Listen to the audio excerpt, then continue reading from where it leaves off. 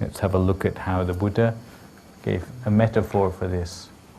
He gave the metaphor of a jailbreaker who, once he manages to break his way out of prison, would never want to go back into the prison cell again. So once he's out of the prison cell, he would turn his back once and forever, never looking back again, thinking about that. But the jail cell which he was talking about was not the jail cell which someone had locked him in. And you think what jail cell it might be? Samsara? Yeah, samsara, the cycle of existence. Because the Buddha compared the cycle of rebirth to being put in prison. But it's a prison which is an open prison, okay? Even if you get on a rocket and go to the moon, you're still within it. Because you are still, if you're a human being, you're still within the realm of sense desire. You haven't managed to escape that. So even if you have a rocket, you can't escape it. There's only one way of escaping it, which is to start to train yourself not to be attached to it. In which case, renunciation of the world, the monastic life, the nun's life, this is a way where you can break out of this prison cell once and for all. So that you don't need to be reborn anymore, so you're not stuck in this prison anymore. So once out of it, then he would never want to come back into it again. Once out of the home life, which is filled with so many temptations and complications and decisions to make about things which are not actually very important for one's ultimate destiny in life, once out of it, he would never look over his shoulder with any regrets anymore. This is the sort of way in which he practiced renunciation. And even things like minimizing the number of possessions which we have, so that we don't have things to worry about. This is all part of the attitude which exemplifies the perfection of renunciation. It's to overcome sensuality. And it's because if our mind is still entangled with sensual things, then it cannot return to the center of the body very easily. Lay people may have a family life already, but they can still practice this perfection, maybe by keeping the 8 precepts on certain days of the week, such as the Buddhist holy days or perhaps at the weekends.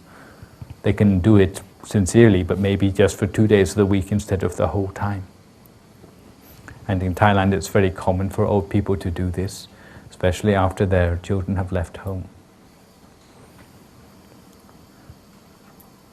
The fourth one is the perfection of wisdom.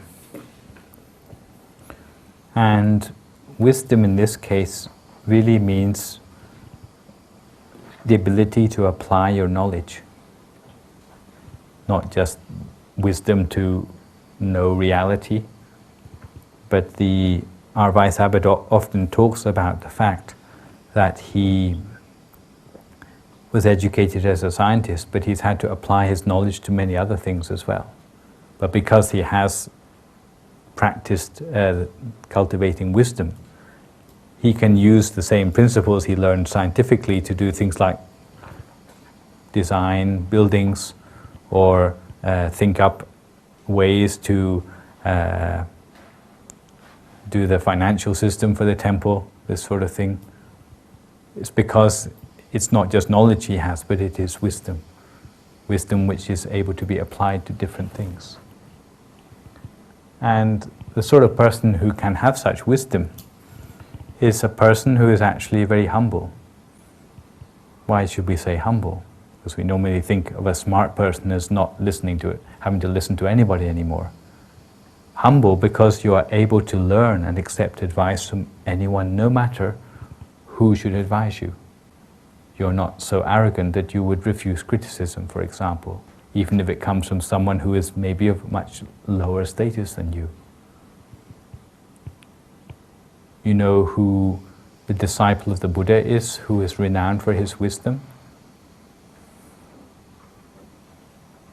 I give you a choice. Was it Sariputta or Moggallana? Sariputta.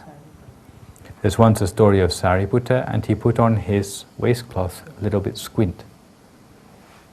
and some novice came and pointed out to him, "Excuse me, sir, did you know that you have your waistcloth on? It's a little bit squint." And he paid respect to that novice.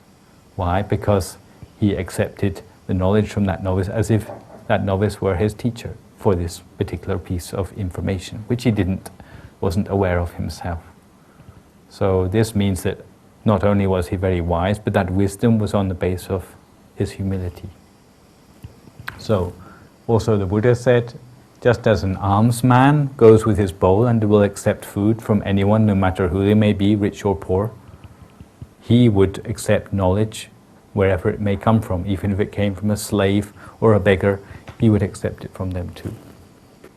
Why? Because ignorance is the biggest thing which stands in the way of our enlightenment. And in order to fill in the gaps in our knowledge, then that knowledge may come from anywhere.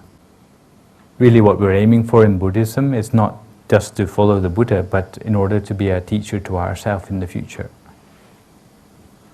And in order to be able to teach ourselves, we must be self-sufficient in knowledge for ourselves as well. The next one comes as a pair. Perseverance, or the word viriya, you may have heard of quite often. Normally we think of it as someone who's striving, especially meditation, especially to do any form of good deeds. But as we shall see, there are many ways in which you can work towards goodness in yourself. Perseverance normally means that you struggle on in a very single-minded way. Anything which stands in your way, then you will clear that obstacle out of your way without any sort of thought of compromise.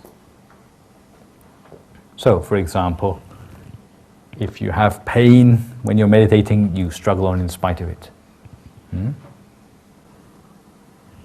The Buddha said that he would train himself in this way, in the same way that a lion trains itself to sleep in a lion-like posture.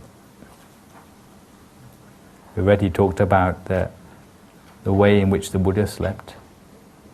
Remember? And one side, sleeping on the right side, 2 feet together.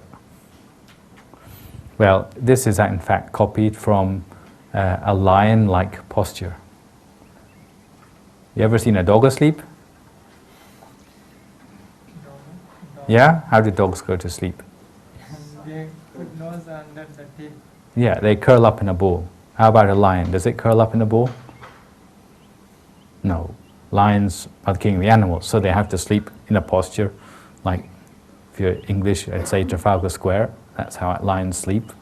Okay, so they sleep sitting up with their 2 feet in front of them, or at the very least with their 2 back legs together. Yeah? Because they're king of the animals, they must be dignified even when they are asleep, okay? But it's not automatically that they get to be so dignified, it's by training themselves. And the Buddha told us that the lions train themselves to sleep like that in a very patient way, which is by, if they wake up and find themselves in any other position, then they will force themselves to go back to sleep and not go for food until they have trained themselves always to wake up in the same sitting position that they went to sleep in. So just as the lion trains themselves towards perfection in this sense, also we should train ourselves in any good deeds without any form of compromise. This is to overcome any sort of laziness, of course, but it's because all of us have a fear of change. Sometimes the fear of change is worse than actually changing ourselves. And if it's the sort of change where it's concerning you, not just your environment, and of course you always have resistance. And the most easy way to overcome this resistance is to go at it directly. As I said, perseverance comes with its pair. The 6th perfection is that of patience. And although perseverance and patience may on the face of it sound the same, but the Buddha distinguished the two because sometimes having patience to overcome obstacles requires a different approach. Supposing your wife sometimes speaks to you rudely. If you use the approach of perseverance, then you just clear her out of the way and never pay attention to her anymore. But this may not be appropriate, you see, because your wife may have many good aspects to her. It's only one bad aspect is the factor of the way she speaks to you, okay? In which case, what would be required is a more diplomatic approach, which we would call patience in this sense. So not just clear the problems out of the way, but maybe you have to stay with the problem until it comes to the right time to mention it. Wait until she's in a good mood, so that you can talk to this problem about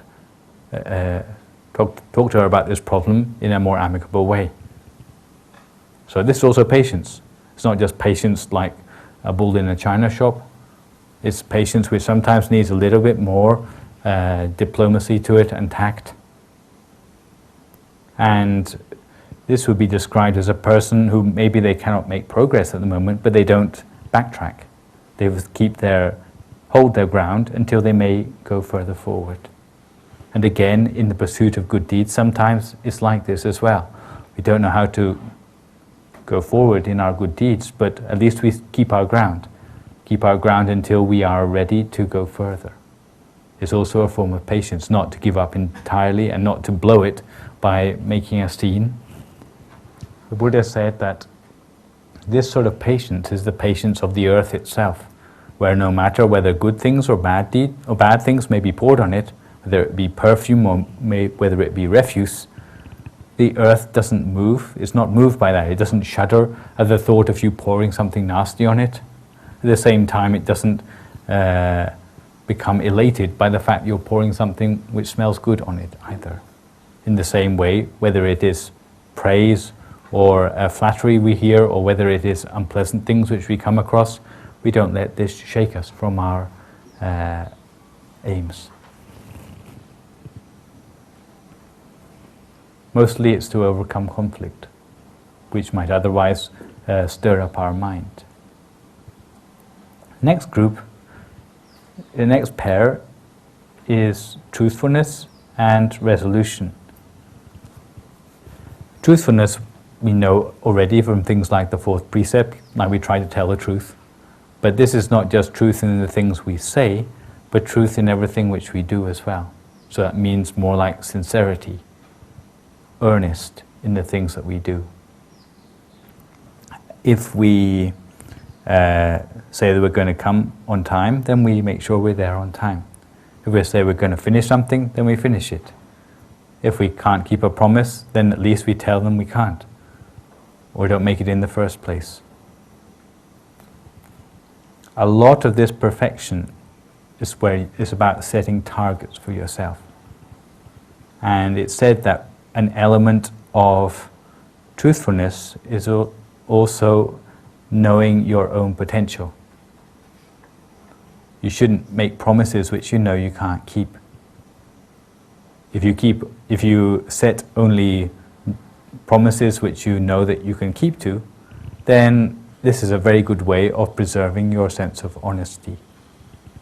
So the sort of person who might take a long time to think about something before they give their answer about whether they will take it on or not, this is a sort of person who we normally expect to be a truthful person, not just a person who says, oh yes, no problem, but never does any of it. We always have to chase them up to get anything done. The person who has the perfection of truthfulness is a person who maybe has to think carefully before they will give you their word on something, because they know that they're going to commit to it. So truthfulness goes together also with wisdom. You have to know yourself first before you can know what you can take on. Mm-hmm. And it's said that this goes together with resolution. Resolution, or making a resolve, is something which you may have come across already, for example, in your chanting book. In our temple, we have something which we call our daily resolve, which is basically making a strong wish or a strong intention that all the good deeds which we've done today will help us to attain enlightenment, to become pure, to be able to move ever forward on the path of perfection, to go on to be a Buddha, to go on to help everyone to become enlightened, whatever. It's like channeling all the goodness which you've done each day into the thing which you're aiming for. Why should you want to do that? Isn't it just like making a prayer? What do you do when you're making a prayer? Not just wish. You have to ask someone for help as well. Not only prayers that, oh God, please help me to do this or that. So it's not by your own efforts, okay? But this is made through the power of these good deeds which I have done on this occasion. May these good deeds bring me, okay? So it is a little bit different from a prayer. Don't think the two are the same. But it's the same idea of channeling or strengthening your determined intention to go on to achieve something as a result of your good deeds. Why should this be helpful? Well, there's always the tendency to backslide in Buddhism.